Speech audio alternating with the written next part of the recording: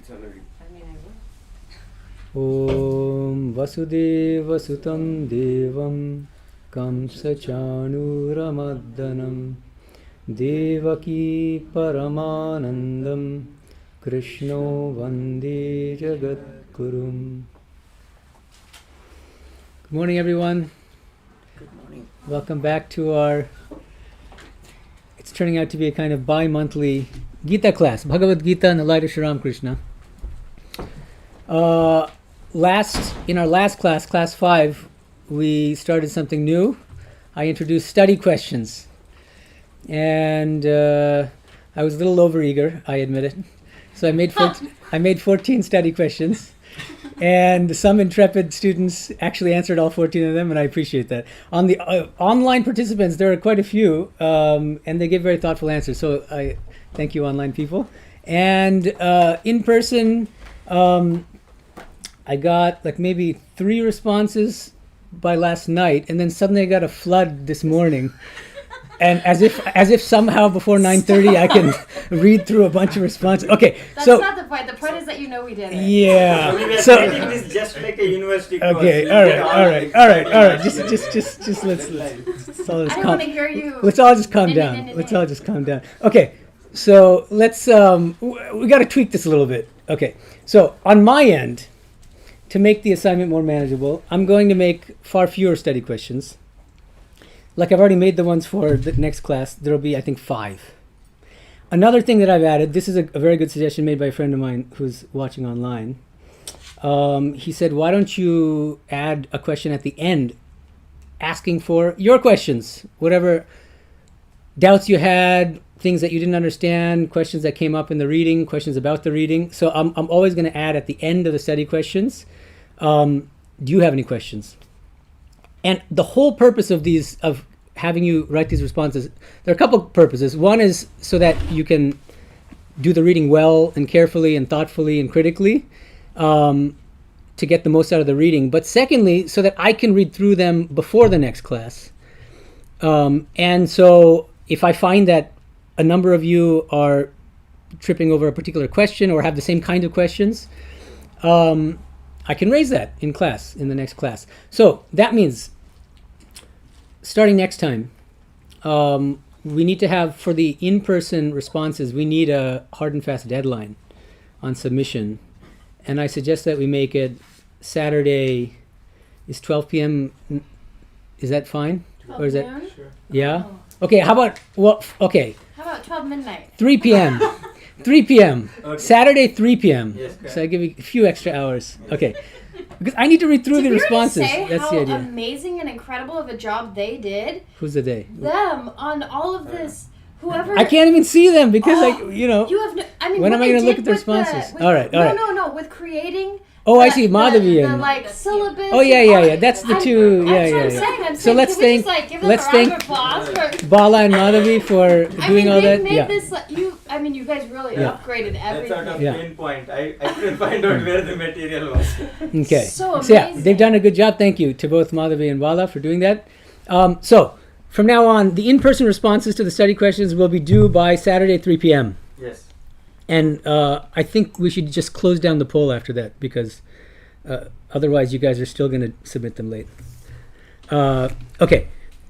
And okay, so I think that's it. So those are just some preliminaries. So, and I wasn't able to answer, regarding you online participants, from now on, if you have questions about the classes, instead of posting them in the YouTube comments, like you've been doing, prefaced by question, : now it's mandatory if you have questions to post them through the link as in responses to the study questions. So you click under YouTube description, there's going to be a link.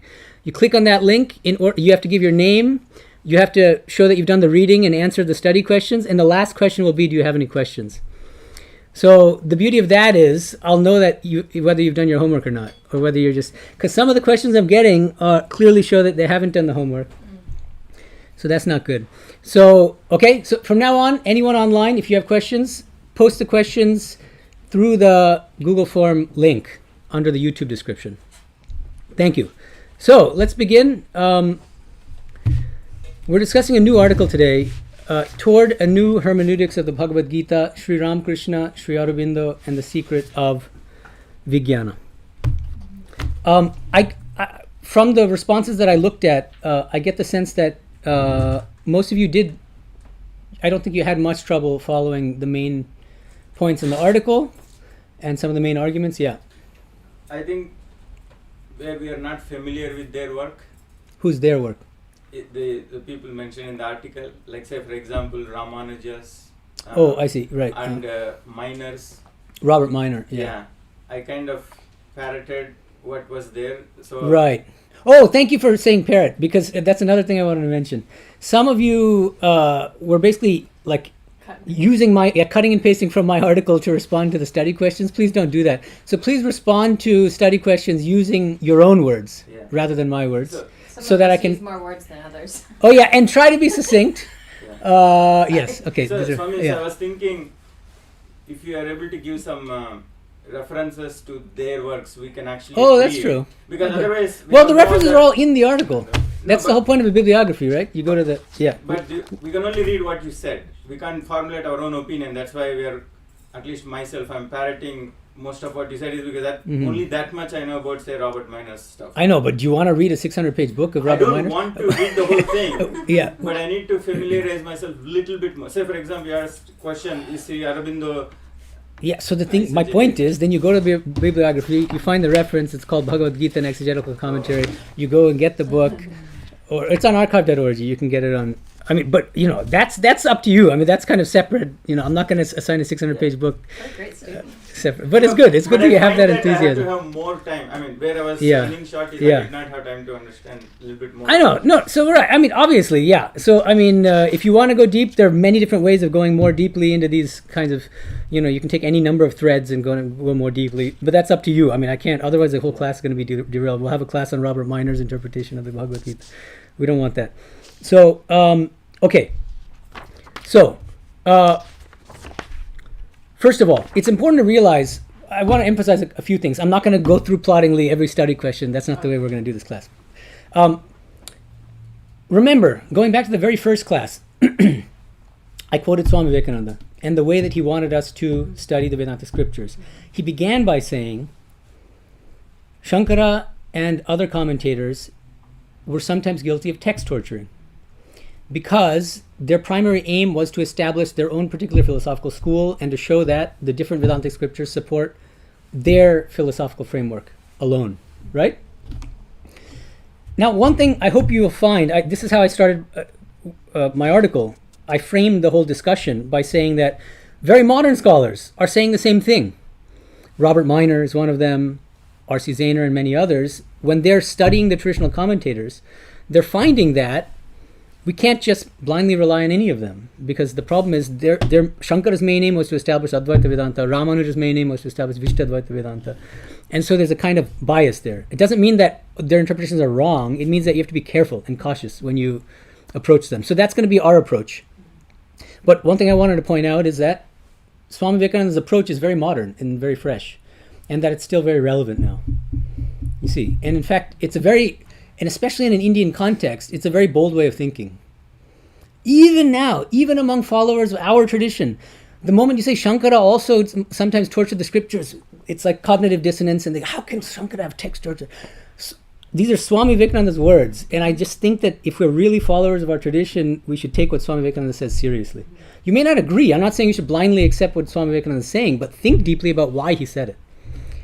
And be open-minded. And if you want to defend a particular interpretation of Śaṅkara, first read Śaṅkara. This is another, I can't believe I have to say this, but I just find it astonishing how many people have all sorts of views about Śaṅkara without having read a word of his commentaries. Read his commentaries first and then form conclusions about what he said or didn't say. Okay, so just some preliminaries. So now, in section 1, I talk about Sri Ramakrishna's philosophy of Vijñāna. This is all very much overlapping with the previous 2 classes we had discussing Sri Ramakrishna's philosophy of Vijñāna Vedanta. So we don't need to go through this in much detail. But one thing I wanted to bring your attention to, page 213, because I think a number of you are still tripping over where I'm accentuating or highlighting what I see as philosophical differences between Sri Ramakrishna's understanding of ultimate reality and Śaṅkara's. So let's look at page 213 of the article. Hopefully you have either a soft copy or a hard copy. In the middle of the page, there's a full paragraph where I contrast Sri Ramakrishna's and Śaṅkara's conceptions of God. 1213, that's the page number from the article. Yeah. But so, does anyone have questions? I mean, so what is Sri Ramakrishna's understanding of ultimate reality? And how does it differ from Śaṅkara's? Anyone want to take a step? Yeah. He defines that. Who is he? You have to be clear. Okay, they're both he. So yeah. Okay. Ramakrishna says that the same God you experience in Nirvikalpa Samadhi is also pervading the whole world and the living beings. Okay. And okay, let's be more precise here. He says, Jini Nirgun Tini Shogun in Bengali, which means that divine reality which is Nirguna is also Saguna, right? Yes. Okay, and what does Śaṅkara say? Śaṅkara, On my interpretation, then we can discuss whether that's right or wrong. Yeah, Śaṅkara says ultimately the world doesn't exist, and so Let's not jump to the world yet. Let's talk about the ultimate reality. Yeah, it's Nirguna and it's not Saguna. Mm-hmm. From the ultimate standpoint, the ultimate reality is only Nirguna, which means impersonal without attributes. Mm-hmm.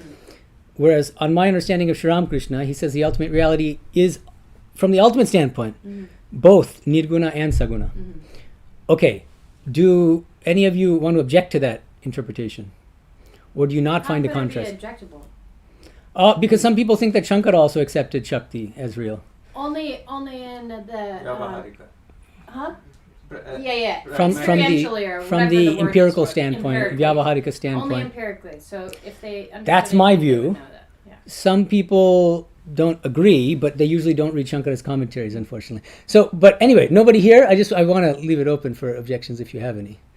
Okay, so then but then now this is where you guys, some of you did seem to object. I think Bala yesterday raised the issue, so you can raise it now. But let me first frame it. So one question is how Sri Ramakrishna's and Śaṅkara's views of ultimate reality differ. Another one is, how do they look upon this world? What is this world's ontological status? That's the fancy term in philosophy. Is it real? Is it unreal? What is its relationship to God? Specifically, what is the status of names and forms? That's really important. Okay, now, in the second section of the article, I talk in detail about a really lesser-known piece by Sri Aurobindo called The Yoga and Its Objects. It was never published, actually. It was published only posthumously after his death. But it's very rich, and it's an early work that he wrote. He distinguishes 3 stages of spiritual experience. And the first stage, he says, is where you look upon this world as a dream, and you feel that these names and forms are all illusory. What does this remind us of in terms of philosophy? Advaita. Śaṅkara's Advaita. Yeah, Let's be careful about, I'm when we say sorry. Advaita, it could mean different things, but Śaṅkara's Advaita Vedanta. And he's saying this on the basis of his own spiritual experience, because as I mentioned, under Vishnu Bhaskar Lele in Baroda, he had what he claimed later was the Advaitic experience of Nirvikalpa Samadhi. And when he came back from that state, he felt Brahma Satyam Jagat Mithya, that this world is a cinematographic play of vacant forms, that it's an illusion, an illusory appearance, like watching a movie. Then he had a subsequent experience. And in Yoga and Its Objects, he then distinguishes 2 further stages in spiritual experience. And I have a question for you guys. This is something that trips me up. This is on page 1215 of the article. Let's look at his description of the second and third stages. He says, in the second stage, one exceeds the merely impersonal realization of Advaita and comes to experience, quote, that even the names and forms are Brahman. Second stage. Even the names and forms are Brahman. That means that clearly was not the realization of the previous stage. Right? That's the first thing. Third, then he says, but that's not the end. Then the culmination of spiritual experience is the third and final stage, and he says it's to perceive all things as God. So what's the question? My question is, how does the second stage differ from the third stage? Because there's a difference between feeling like everything is Satchitananda and then realizing that it's like a whole process of divinizing our lives. Let me make my question more concrete. Yeah.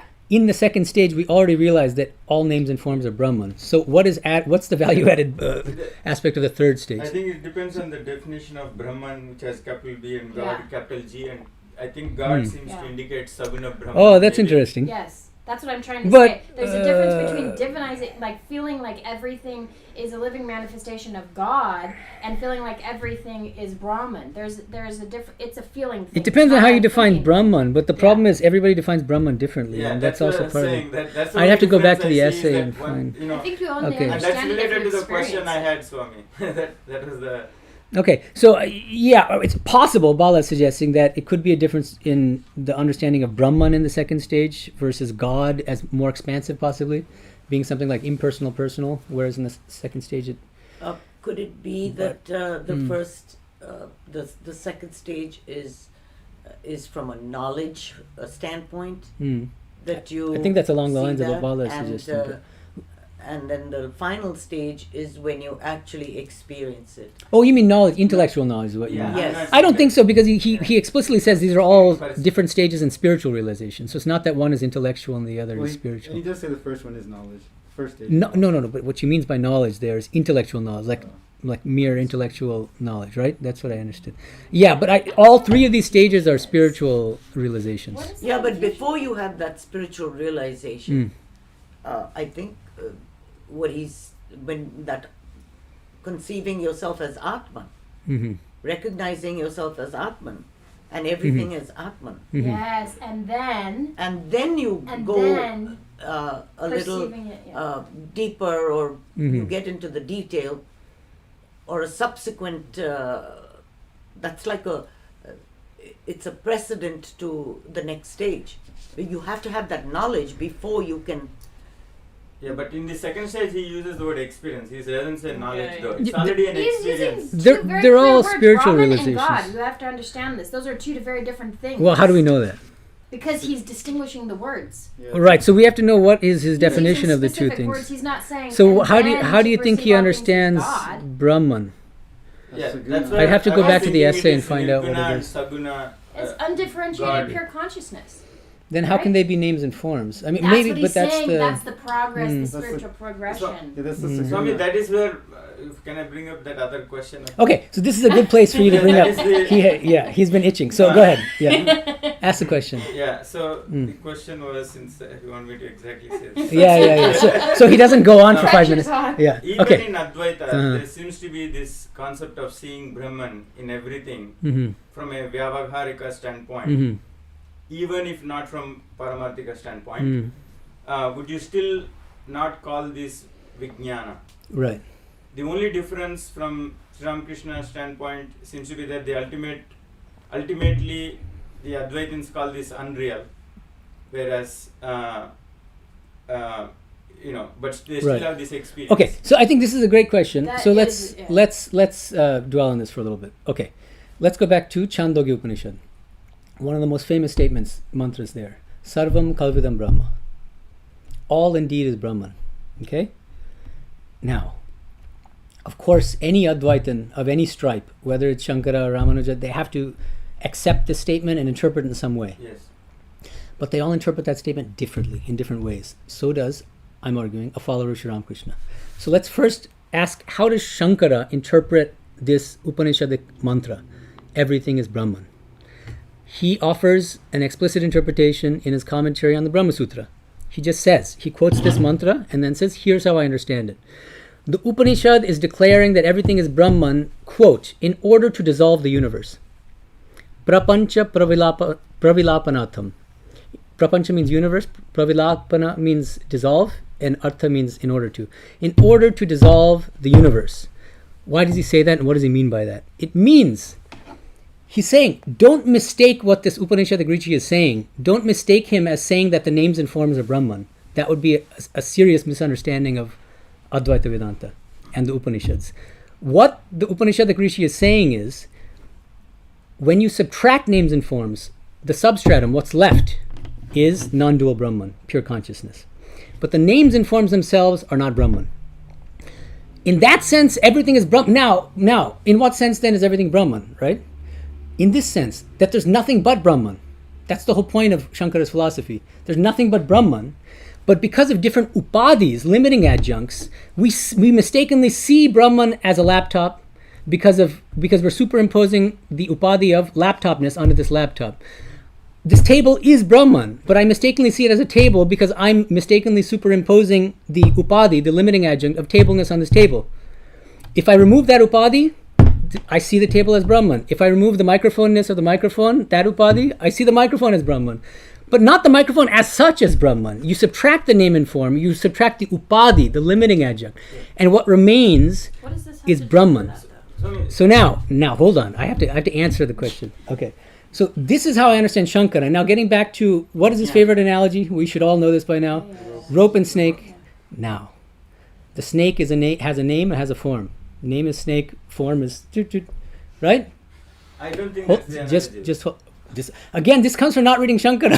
Śaṅkara talks about the analogy all the time. So I'm just talking about Śaṅkara now, not about Bala's, what he wants Śaṅkara to say, but what he actually said. He uses this analogy, and we're trying to understand what Śaṅkara said. I'm asking you, this name and form of the snake in relation to the rope, what is its status? Is it Brahman? Is it the rope? What is? So is he's it using the analogy where rope is equivalent of Brahman and snake Of course, is okay, exactly. Then it makes, So that the snake signifies this entire world of names and forms. Yes. Do you see what I'm saying? Yes. The only way to really conceive of this name and form is as an illusory appearance of the rope, of Brahman. Yes. It's a mistake. We mistakenly see the rope as this snake. Yes. Now, by contrast, think about the Upanishadic analogies: clay being fashioned into differently shaped pots, gold being shaped into different kinds of ornaments, bracelets and necklaces. Yes. I see what you're getting at. Do you see what I'm saying? Yeah. Here, the name and form of the bracelet, the golden bracelet, it's nothing but gold. Surely, that's what it means. Yes. At the same time, is the golden bracelet an illusory appearance of gold? No. In the way that the snake is, according to Śaṅkara, an illusory appearance of the rope. Does that clarify the status of name Can and you form? see that what you just said answered your own question about the 3 stages? Because then there's that middle stage where it's still Brahma. See, we're forgetting to use the terminology that M used, the Brahma Kali or Brahma Shakti, like the non-hyphenated, because you're just assuming it's Brahman or you're just assuming it's your but God again, or Ishvara. I understand what you're saying. It's possible. I'm not saying that's wrong. Well, just hold on.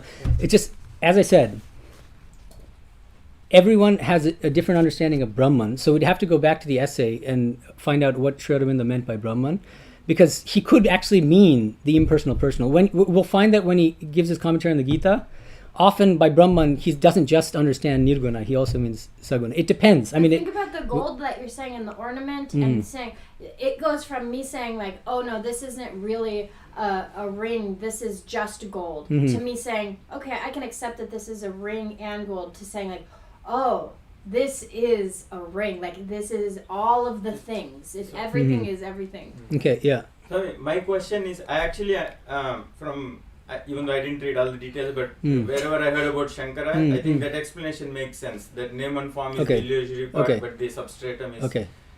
So, but my question is, Vijñāna, I think the part where Sri Ramakrishna talks about it's like hearing and see about milk and seeing milk. And then being nourished by it. That's Vigana. And so my point is, this difference doesn't mean you are not drinking and getting nourished by it, because the one thing, and again, are you talking about Śaṅkara now or Sri Ramakrishna? I'm saying even the Śaṅkara's way of going from just Nirvikalpa Samadhi to seeing Brahman. Look, we have to be careful again, because people who don't read Śaṅkara, they keep using the term Nirvikalpa Samadhi. He almost never uses that term. And like sticklers about Śaṅkara, they say, where does he talk about Nirvikalpa Samadhi? Very rarely in his commentaries. Okay. He talks about Jnāna. The experience of non-dual Brahman. Experience of non-dual. Yeah. Knowledge of non-dual Brahman is better. Yeah, Jnāna is what he talks about. But this experience of able to see Brahman in everything does change the way they see the world. They don't anymore and I'm going to just quote my grandmother because she... Oh. No, because... Go ahead. Just say quickly. I mean, she said her first Guru Upadesh was Brahma Satyam Jagan Mithya. And she didn't see anything in the world is important, and she wanted to keep her mind in God. Then later, he also taught her the Sarvam Kalvidam Brahma. Then it didn't really create any conflict with the world. So there is a that's also like a Vijñāna state where you, because you see Brahman in everything, the way you'll act more like you have drunk the milk and got nourished by it. Okay, That's my fine. sense. So the thing is, look, let's go back to Totapuri. I don't think anybody can deny that he was a follower of Śaṅkara. Yeah, Kunal. I'm just a bit lost. What is the? I'm just a bit lost. Okay, here's the question. Everything around us, different names and forms, are they real or unreal? And we're comparing two different philosophical paradigms. One is Śaṅkara's paradigm of classical Advaita Vedanta, and the other is Sri Ramakrishna's Vigana Vedanta. On my view, there's a clear contrast philosophically, because according to Śaṅkara, the names and forms are not real. Only the substratum is real. On my understanding of Sri Ramakrishna's philosophy of Vigana Vedanta, the names and forms themselves are real manifestations of Shakti. Okay? And some people are pushing back on that and saying, well, I think that according to Śaṅkara's paradigm of classical Advaita, the names and forms can also be Brahman, are also real in a sense. I'm also saying they're Brahman, but Brahman in the sense of subtract the names and forms and what's left is Brahman. But some people seem to be suggesting that one can find in Śaṅkara's philosophy the view that even the names and forms are non-dual pure consciousness, as names and forms.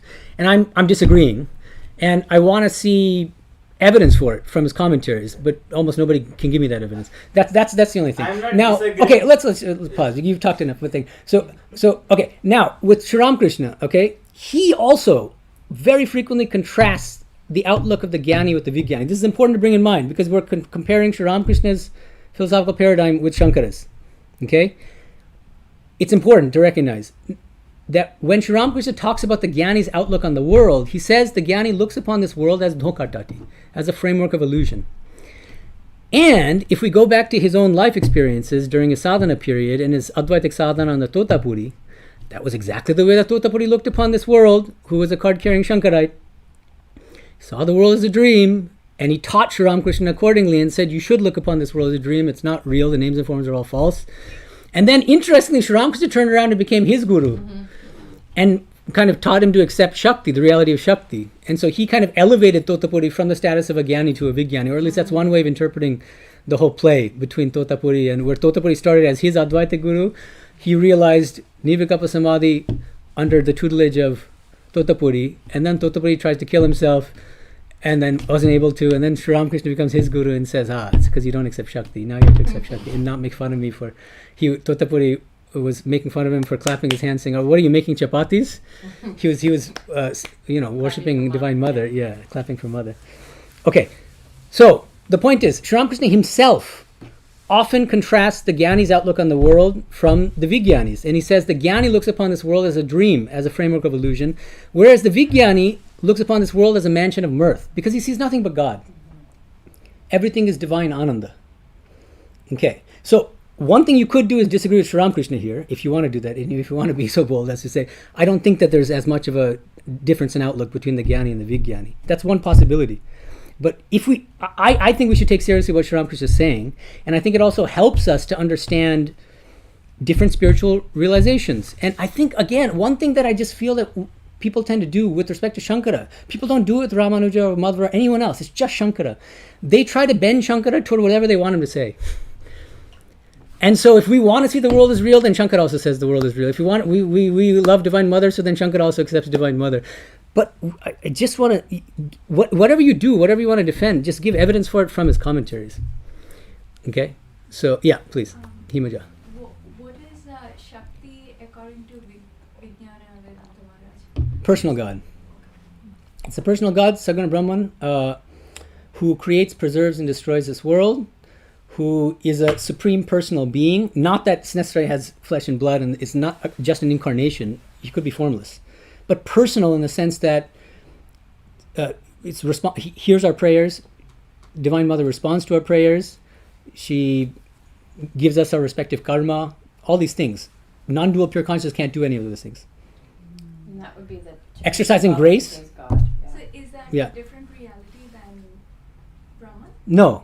Because Brahman and Shakti are abhed. That's one of the cardinal teachings of Sri Ramakrishna. Same reality. He says, when that reality is inactive, nishkriya, then I call it Brahman. when that same reality is creating, preserving, and destroying this world, then I call it Shakti. But it is life affirming as opposed to like the neti. It is a development, just like these three stages. Yeah. Like, you know. Well, after Jnana comes Vijñāna is one of his main teachings. Swami, the one part. Yeah. Your definition of, because I had to go and read Gospel. But there are places in Gospel where he says the Jnani gives up identification with worldly things, discriminating not this and not this. Neti. But I feel like that is the first step of those who follow Advaita. They do that. But Of after course, that, yeah. where do you think Sri Ramakrishna characterizes the experience after that, where even the Right. Advaitic people see Brahman in everything? Right. Because they are two different, and I Yeah. feel like you are kind of combining and saying he's saying Jnani is Right. seeing the world illusory, but there's Yeah. two different. So I want Okay. you to clarify. Yeah, how does okay. he see these So two let's, different? that's a good question. So let's do this. Let's distinguish two different states of classical Advaitic realization. One is the state of Nirvikalpa Samadhi itself.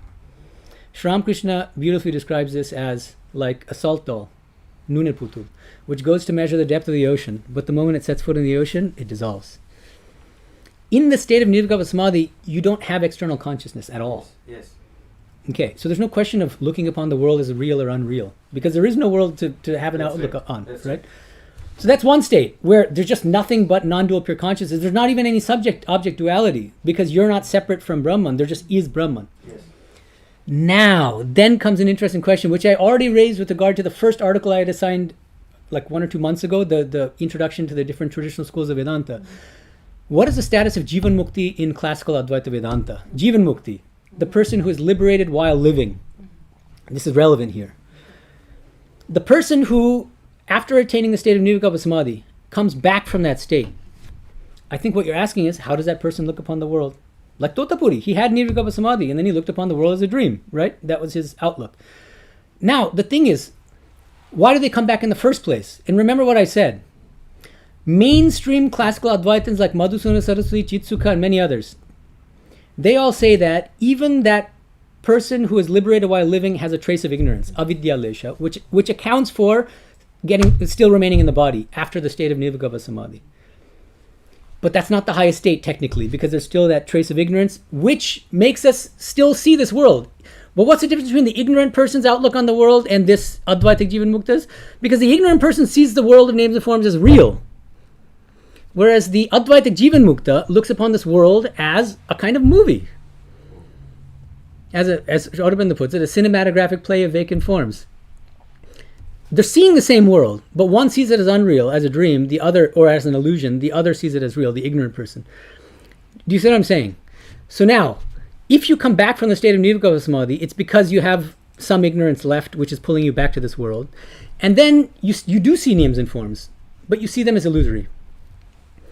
And you see through them to Brahman, basically. Something along those lines. Whereas the Vijñāni, it's not about coming back because you have a trace of ignorance. You're coming back because God is making you come back to help others. And you've already realized Brahman, and now you've realized that that same Brahman is Shakti, and that you see everything as a real manifestation of Shakti. And you become the playmate of Shakti, and you're here only to help other people spiritually. Does that make sense now? So, okay, great. So I think that's enough for this names and forms thing. Okay, so now let's go to the big giant section of this article is section 3, where I start, and I think the reason why I assigned this article, there are a few reasons, but because I think it gives a good introductory overview to jumping into, for the next couple of years, we're going to be just discussing one book, Sri Aurobindo's Essays on the Gita, page by page.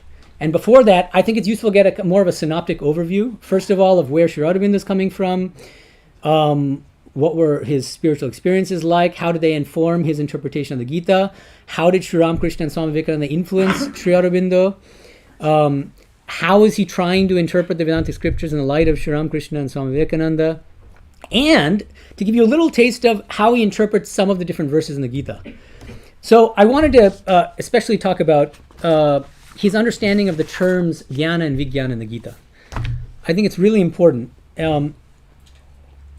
These terms are used in the Gita a number of times, and nobody has a very straightforward answer to the question of what these terms mean, because they're cryptic. Krishna does not say jnana means this and vijnana means this. He uses the term repeatedly, often together. In fact, on page 1218, I mentioned that there are 5 places in the Gita. 3.41, 6.8, 7.2, 9.1, and 18.42, where the two terms jnana and vijnana are coupled. But where Krishna does not give direct definitions of either of them, which has left commentators and scholars scratching their heads about what exactly Bhagavan Krishna might have meant by jnana as opposed to vijnana. The dominant interpretation of these terms tends to be Śaṅkara's, even among modern scholars. What is it? Jnana is mere intellectual knowledge of the highest reality, whereas vijnana is a deeper anubhuti, spiritual realization of that same ultimate reality.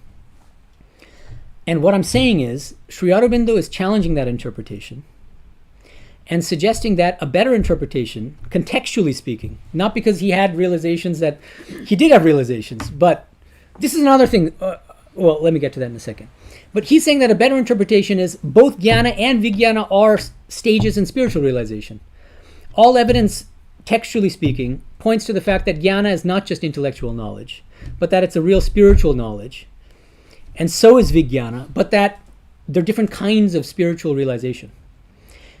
And remember, one thing that makes reading Sri Aurobindo's Essay on Gita tricky, if you're trying to see how he's reinterpreting the scriptures in light of Sri Ramakrishna, is that he never explicitly quotes Sri Ramakrishna anymore or talks about him. Talks about him elsewhere, but just not in that book. But we have to kind of fill in the blanks here and there and read between the lines. But this is a place where I really think this is like very clearly what he's doing is he's read Sri Ramakrishna's teachings on jnana and vijnana. He himself has had the two different kinds of spiritual experience. In Baroda, he's had jnana. In jail in Alipur, he had vijnana, and he saw Vasudeva as everything. And on that basis, he's teaching that, well, wait a minute, what the Gita is talking about when it says jnana is what Sri Ramakrishna means by jnana. It's a spiritual realization of nirvikalpa samadhi, and if you come back, then you look upon this world as a dream. Brahma satyam jagat mithya. And whereas vijnana is a deeper knowledge of God as the impersonal, personal Purushottama. This term comes from the Bhagavad Gītā itself. Which chapter? Purushottama. Talk about it here. Oh, have I gotten there yet? Oh, Yeah. I did. It's the last page. Okay, but I don't go into the detail until the next assignment. But which chapter? Anyone know? The term Purushottama comes up in the Gita in a very important chapter, chapter 15. But it's because I don't discuss it in detail until the next assignment, the latter half of the article. I think I mentioned it briefly, but Purushottama means supreme person. And he gives a very new interpretation of Purushottama, the supreme person, as Nirguna Brahman in one aspect and as Shakti, the personal God, in another aspect. Both are equally real. So again, you see the resonances with Sri Ramakrishna's teachings on Brahman and Shakti being abhed, inseparable. Right? But now, coming back to chapter 7, 7.1, 7.2, and 7.3. 7.2 is where Bhagavan Krishna uses these two terms, jnana and vijnana. Okay? And one of the study questions that I have for the upcoming class, I'm just going to flag it and look very carefully at Sri Aurobindo's interpretation of 7.1, 7.2, and 7.3. He is interpreting the terms jnana and vijnana in 7.2 in terms of Sri Ramakrishna's jnana and vijnana. Both of them are stages in spiritual realization. One is Brahma Satyam Jagat Mithya, and the Brahman here is only non-dual pure consciousness, Nirguna Brahman. And vijnana is Brahma Satyam Jagat Satyam, and it's Brahma Shakti Satyam Jagat Satyam. So it's you realize that same Brahman is Shakti, and that it becomes everything in this world. Okay. And he uses these two terms. He says jnana is essential knowledge, whereas vijnana is comprehensive knowledge. Essential means we realize our true nature, our essence as non-dual Brahman. And vijnana is, you have that knowledge. It's not that you don't, but you go even further and you realize that non-dual pure consciousness, which is our swarupa, our true essence, is equally Shakti, the personal God, which has become everything. What were the two words you said? Essential and comprehensive. Or he used the term integral. This is another one of his favorite terms. Integral is good because integral, it's confusing sometimes in English because these days especially it usually means something like essential. It's integral to X or something. That's not what he means by it. He means all-encompassing. more integrated. Exactly. Yeah. Well, all-encompassing. Yeah. The whole, taking the whole. That's what he means by, so integral knowledge means it's a more expansive knowledge of God. That's the idea. Okay. I want you to look this is part of the next assignment, and it's at the end of this month, the last Sunday of this month of October. Look at how he tries to justify his Ramakrishna interpretation of the terms jnana and Vigana in 7.2 by looking at the context of the verse in 7.1 and showing that 7.1 is consistent with that interpretation of the terms, and 7.3, which is extremely interesting. This is one of the most famous shlokas from the Bhagavad Gītā. Manushanam sahasreshu kasyadhyati siddhe. Among hundreds of thousands of people, only a few strive for liberation. And then in the second line, yatatam api siddhanam kaschin mam veti tatvadaha. Even among those siddhas, even among those who strive and attain perfection, only a few attain me. Because siddha means attaining perfection. And there's a real puzzle here. The puzzle is, if they're already perfected, then why is there a further stage where only a few among the perfected attains Krishna? Krishna is distinguishing even perfected souls from super perfected souls, or whatever you want to call them, like some stage of after perfection, you go even further and you realize Krishna tattvataha. The adverb here in Sanskrit is tattvataha, and it's used in another place in chapter 18, as I'll discuss later in the article. It means more comprehensively, more intimately. Just like Sri Ramakrishna says, the Vijnani knows God more intimately, bishesh rupe jana. The V in Vijnana means that. It's an intensifier in Sanskrit, which means it's jnana, but it's deeper. It's more comprehensive. Okay? So I'm arguing that Sri Aurobindo gives a very new interpretation of 7.3, explains this kind of difficult puzzle, or whatever you want to call it, about 7.3. If you're already perfected, how could there be a further stage beyond perfection? By bringing in Sri Ramakrishna's understanding of the terms jnana and Vigana and justifying his interpretation of the terms in 7.2 on their basis. So that, to me, in a kind of microcosm, in a nutshell, encompasses or explains Sri Aurobindo's strategy throughout the Bhagavad Gītā. He's had spiritual experiences, but he's not just willy-nilly reading his spiritual experiences into the Gita, because that would be eisegesis, which is the thing we're trying to avoid. We don't want to just read our own views or predilections or preferences into the text. What we're trying to do is let the text speak on its own terms. Sri Aurobindo, I'm claiming, is trying to do that. How does he do it? His main strategy, whatever you want to call it, his aim is to give a contextual justification for his interpretations. Because then that's how one should read any text, really. The worst offense you can make when you're interpreting a text is taking things out of context, what's called cherry picking. Just take one statement and then say, see, so he's saying this. And then in the next sentence, he's saying the opposite. So you have to take everything as a whole. That's the idea. So that's why I'm focused very deeply on Sri Aurobindo's interpretation of 7.1, 7.2, and 7.3, and see how he contextually justifies his interpretation of Jnana and Vigana in 7.2, because that's what he does throughout the essays on the Gita. So that's very important kind of methodologically to understand when we're approaching essays on the Gita.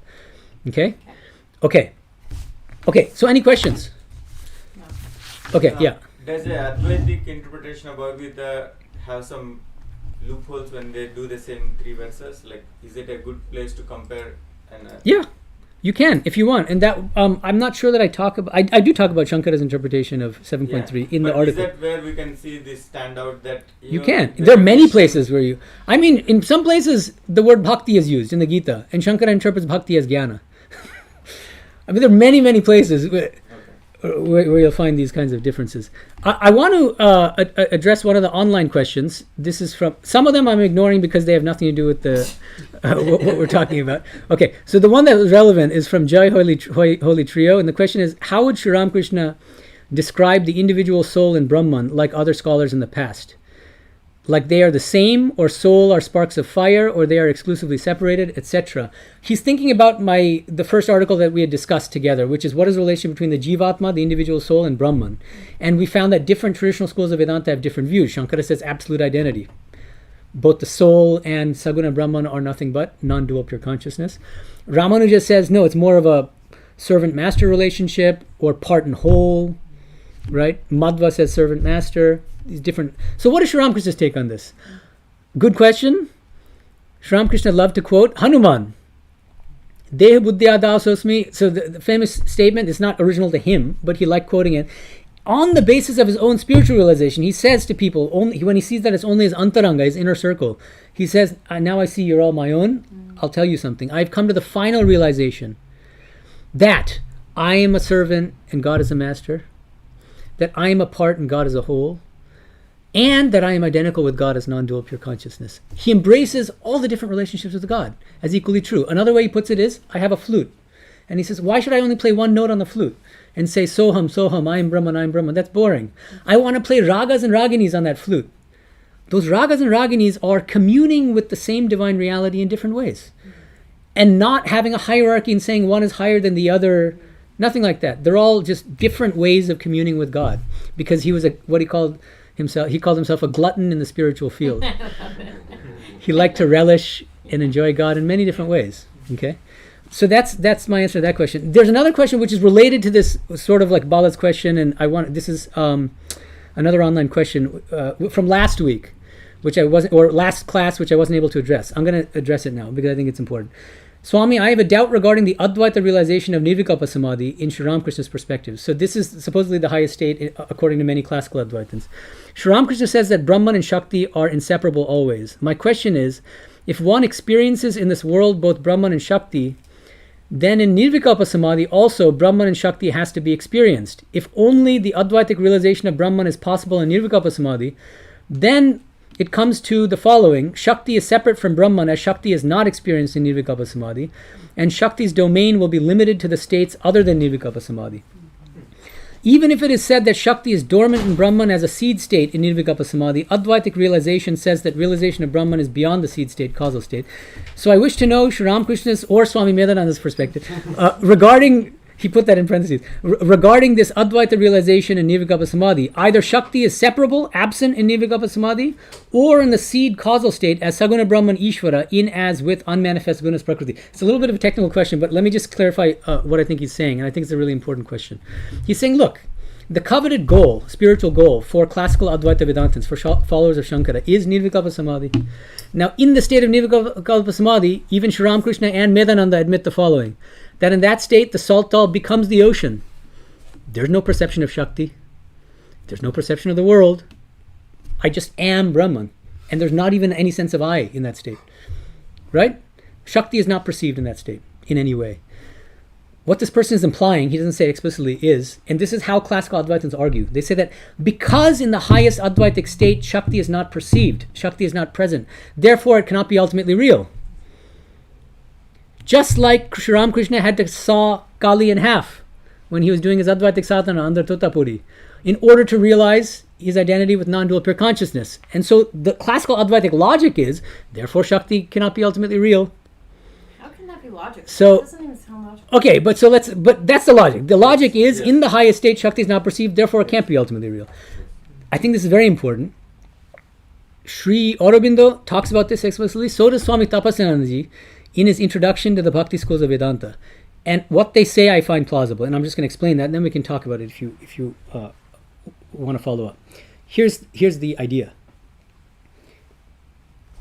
If I'm looking at this temple, at the main temple, from the front, I see the Om, right?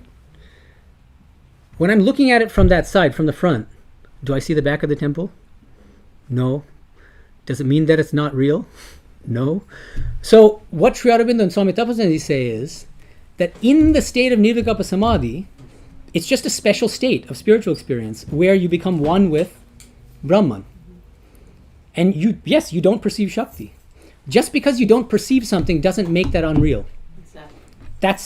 That would be the Aurobindonian, Ramakrishnan, Tapasyanandan response, which I find plausible. But you can feel free to argue with me about it. How could it be arguable if something? It is because people something's are not perceived doesn't mean it's not real. Yeah, but and then they add the caveat that this is also the highest state where you realize ultimate truth. And so if Shakti is not perceived in this ultimate realization, then it can't be real. But I think what Sri Ramakrishna says is there are different kinds of spiritual realization. One kind of spiritual experience is a salt all melting in the ocean. That doesn't invalidate the reality of the personal God. There are other states of spiritual realization, which are equally true, in which you experience Krishna, you experience Christ. One is not sublated by the other. One is not, the experience of the personal God is not sublated by the experience of Nirvikalpa Samadhi. Okay, so thank you for that question. Yeah, please. So if we are actually, if somebody is actually in Nirvikalpa Samadhi, they cannot actually perceive Shakti. But they can actually perceive it after coming back to the state. They could, if you're a Vijñāni, but if you're a Jnani, you perceive, but you actually assume that it's illusory. Yeah, you can. If you come back, you can say from the empirical standpoint, Shakti is not real, but I still see this whole world as a play of Saguna Brahman. So you can perceive Shakti at that time. You can, as a lesser reality, yeah, as dreamlike as this world of names and forms. And you're kind of stuck in the dream so long as you have to work out your prarabdha karma. That's the state of the Jivan Mukta in classical Advaita Vedanta. Yeah, Himaja. So the point of Nirvikalpa Samadhi is dukkha nivritti and ananda prakti. I don't know if I quoted that right. Yeah, total eradication of suffering and the attainment of ananda bliss. So in state of Vijñāna, how do you explain that? Because by saying names and forms are Shakti, you're also establishing suffering. Why would you? No, because again, there's a world of difference between the ignorant person who hasn't realized God, his outlook on the world. Ignorant people see names and forms minus God. They don't see God. The Vijñāni sees names and forms as so many playful manifestations of God. That everything is sacred. Is Also God. That everything's a Suffering is God. And there's an incident in Sri Ramakrishna's life, I think I already talked about it, the butterfly incident. Did we talk about that in class? Yeah. He's looking at this butterfly, this poor wounded butterfly with a splinter in its wing. And he feels tremendous sorrow thinking of that cruel boy who might have probably inflicted that pain. In the next moment, he has this ecstatic spiritual realization of Vigana, where he realizes that that boy who stuck the splinter into the butterfly is God, Divine Mother. The splinter is Divine Mother, and the butterfly is Divine Mother. Yeah. I want to address another online question from last time. This is another interesting question. Why is it important to categorize Sri Ramakrishna? As an Ishta Devata, can't he lead us to a realization which goes better with our taste, being that Advaita, Dvaita, Tantra, or whatever? And if this is the case, then it's more useful if everybody sees him as the goal they want to achieve. So let Advaitan see him as Advaitan, and Tantrikas as a Tantrika, and so on and so forth. This is a very interesting question. What do you guys think about it? How would you answer this question before I give my take on it? Because my whole thing is the magic of Ramakrishna. I like that he's sorry. Good. No, I'm saying I like that view actually. Yeah. I think that's the magic of him is that he a Shakta and an Advaita and a Kashmir can all see them be in as a room, we'll all be followers of Ramakrishna. That's the beauty of him, but he transcends it. Like it's not just he belongs to your sect. No, it's like he eradicates sect altogether. Right. That's right. So I think, but the implication here is, then why call him a Vijnana Vedantan? That's another kind of categorization. It's a categorization that's narrowing but him in a it's not certain way. sectarian because it's the exact opposite. So just learn the philosophy and then you'll understand that it's not actually trying to pigeonhole him. It's showing a whole new. It's like blowing the top please off. go on. Yeah. What does he call himself? Sri Ramakrishna. He doesn't. He ever categorized himself as anything? Well, he says I'm a bhakta of Divine Mother. He's a Shakta. He says he's a Vijnani. He says Divine Mother has kept me in the state of a bhakta of Vijnani. He uses the exact words. He calls himself a Vijnani.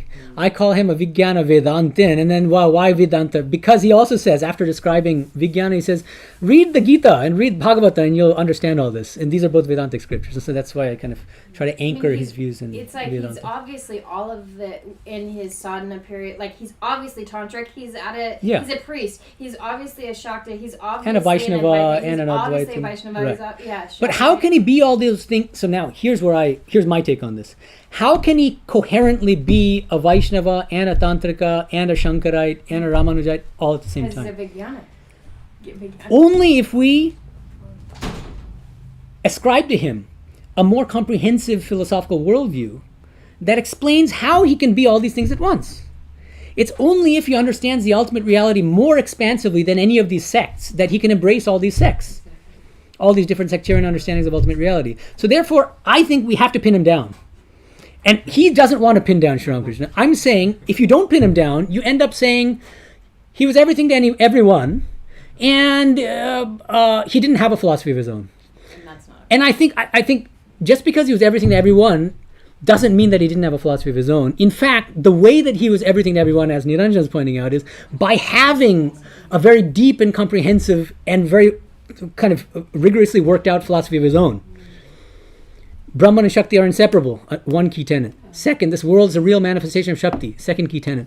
All the different yogas and religious paths are different paths to the same goal of God realization, another key tenet. He has to take a stand on these issues, and he has to disagree with the sectarian schools on some of these issues. When Śaṅkara is saying the ultimate reality is only Nirguna, Sri Ramakrishna is coming along saying, I agree that it's Nirguna, but it's not only Nirguna. When Rāmānuja and Madhva say that the ultimate reality is only Saguna and Vishnu, Narayana, he says, I agree with you that God is Vishnu Narayana, but not only Vishnu Narayana. It's also Nirguna Brahman. God also manifests as Christ and as Allah and so many other. Does that make sense? Any follow-up or other questions about this? And final question from online. Are you saying that Sri Ramakrishna is like the elephant? Are you saying he is everything to everyone? Whatever the angle a person seeks, we find him that way. That's interesting. I mean, the elephant is supposed to be God. And different blind men touching the same elephant at different points are all experiencing God, but in different ways. Yes, that could be. And so if you take Sri Ramakrishna to be God, as many devotees do, then one can also think of him as the elephant. But I think it's important. This blind man elephant is important for other reasons, because there are 5 blind men. They're all touching different parts of the elephant. So there are a few things we can learn from this analogy. Number one is they're all touching different parts of the elephant.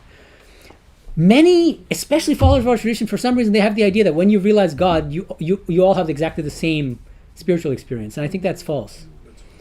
I think it's seriously false, and I think this is very important. It's like, and they quote Sri Ramakrishna on this. You know what they quote? Can you think of what teaching of Sri Ramakrishna might support this view that all spiritual experiences have exactly the same phenomenological content? This is actually from Lila Prasanga, not from the Gospel, so it's even harder. That's the biography of Sharananji. All jackals howl alike. All jackals howl alike. They say, see, that means, what Sri Ramakrishna means, the metaphor is, when you realize God, they describe God in the same way. That's the way they interpret it. And I think that can't be right. Because Sri Ramakrishna himself had so many different kinds of spiritual experience. He never said that his experience of Christ merging into his body is the same as his experience of Krishna or of Sita, or the same as his Nirvikalpa Samadhi experience of merging in Brahman. That wouldn't make any sense. So what does he mean? I think that when he says that statement, we have to take it in a specific context. I think he's thinking of, for instance, most plausibly, he's thinking of the Advaitic state of Nirvikalpa Samadhi. If you attain the state of Nirvikalpa Samadhi, then all jackals are going to howl alike, because there's nothing but Brahman, in the sense of non-dual pure consciousness, salt all melting the ocean. That specific kind of spiritual experience is the same for everyone across the board. Even if a bhakta attains the state of Nirvikalpa Samadhi, it'll be the same experience as the classical Advaitin. But I don't think he ever says, and I think all evidence, if you look at his teachings comprehensively, especially in the Gospel, all evidence points to the contrary, that different realized souls have different realizations. And there's a place in the Gospel where he actually says this. He says, why is it that even realized souls bicker with each other and debate with it? As they do. Śaṅkara makes fun of Buddha, Rāmānuja makes fun of Śaṅkara, Madhva says nasty things about Śaṅkara. Why? The thing is, they feel even more strongly about their view of God because they've realized God. It's not just an intellectual understanding. They've realized God as Vishnu Narayana, as Krishna, as Christ. So they have even, in a certain sense, more right to be fanatical because they've actually directly experienced God in that way. So Sri Ramakrishna says, therefore you need the person who can see the elephant in a broader way. You need the person who lives under the tree who can see the chameleon in different colors and as colorless. Then the next question, and here another, I think there's an easy misconception to make here again. So the Vijnāni is the person who sees the chameleon in all the different colors and as colorless. The Vijnāni is the person who, with vision, who can see the entire elephant. That means that the Vijnāni understands the whole of God. Mm-hmm. I think that's another mistake in the other direction. Sri Ramakrishna says again and again, nobody can experience the whole of God. But nonetheless, the Vijnāni experiences more of God. He experiences God more expansively than just the Vaishnava who experiences God as Krishna, or just the Christian who experiences God as Christ or God the Father, or just the Muslim who experiences God as Allah. He experiences multiple, but never the whole, because you can never put a limit to God, and you can never experience the whole of God. So that's... So by using Vijñāna Vedanta, are you saying there are no Vijñānis who come from following the other paths?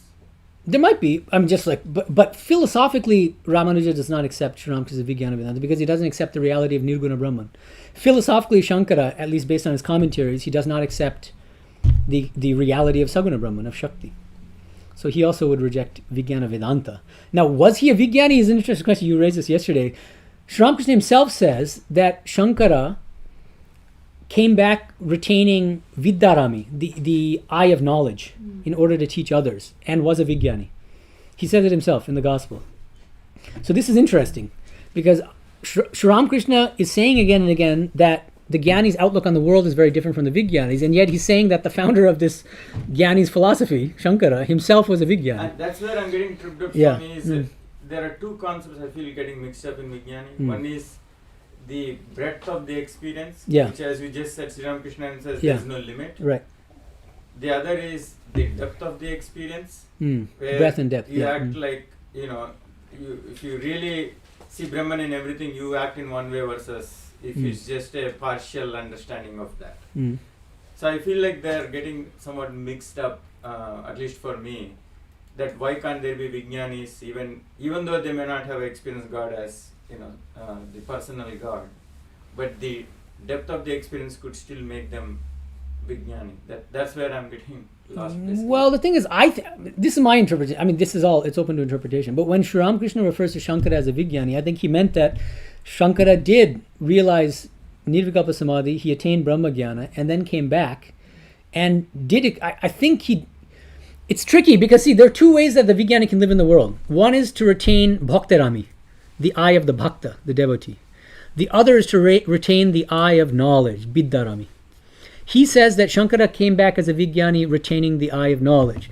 And in order to teach others is something that I think he says. Now, are there other differences between retaining the eye of knowledge and the eye of the Bhakta? Maybe another difference might be you also don't really, the person retaining the eye of knowledge doesn't really think of this world, he doesn't really accept Shakti, doesn't look at this world as a manifestation of Shakti, and therefore the philosophy is going to be very different. That's possible. Exactly is my summary of my question, which is that Vijñāni variations. Yeah, there might be, there might be. But all of this is kind of biographical speculation about what Śaṅkara realized. The hard facts on the ground are his commentaries and what he says in his commentaries. That's, I feel, he could have been a Vijñāni. I mean, and I think Sri Ramakrishna says it. So I mean, we could easily accept it. But I know exactly. So then, if you want to interpret Śaṅkara's philosophy from the standpoint of Vijñāna, you're welcome to do so, but do it on the basis of his commentaries, and prove it on the basis of his commentaries. I keep saying that to people, and then they stop because they can't. They have trouble, or at best, what they do is they cherry pick, and they find see Śaṅkara accepts Shakti here. It's not about Śaṅkara's thing. I'm trying to understand this statement of Sri Ramakrishna, which is he's a Vijñāni who kept the eye of knowledge. Yeah. So I'm saying there's a different states of Vijñāni. Yeah, different. Possible. Maybe there are two different outlooks on the world. I'm not trying to say that he's expecting the breadth of Sri Ramakrishna. So look, I mean, read the whole gospel and decide for yourself. But I think that he does say that there does seem to be a difference in outlook between these two different kinds of Vijñāni, the Vijñāni Bhakta and the Vijñāni Jnani. So thank you. These are very good questions, and so please, so there are going to be study questions. As usual, except there will be far fewer. There will be about 5 this time. Anyone online who wants to ask questions, don't put them in the YouTube comments. I'm not going to look at your questions on YouTube comments. Post them through the link provided in the YouTube description. And I'll know if you've done the homework, because if you haven't responded to the study questions, I'm not going to answer your questions. Okay. And for all of you who are in person, please submit your responses to the study questions by 3 p.m. on the Saturday before the next day's class, because the whole point is that I want to read through your responses so that we can talk about them the next day. All right. Thanks, guys. Om Shanti Shanti Shanti Hari Om Tat Sat Shri Ramakrishna Arpanamastu. Sorry, I have to mention, before turning it off, one more important thing. I forgot to mention. What is the next assignment? Finish the article. So we read up to 12:10, right? 20. So 12:20 to the end of the article. Complete the article. Please answer the study questions. Okay, thank you. Is it off? I thought you were being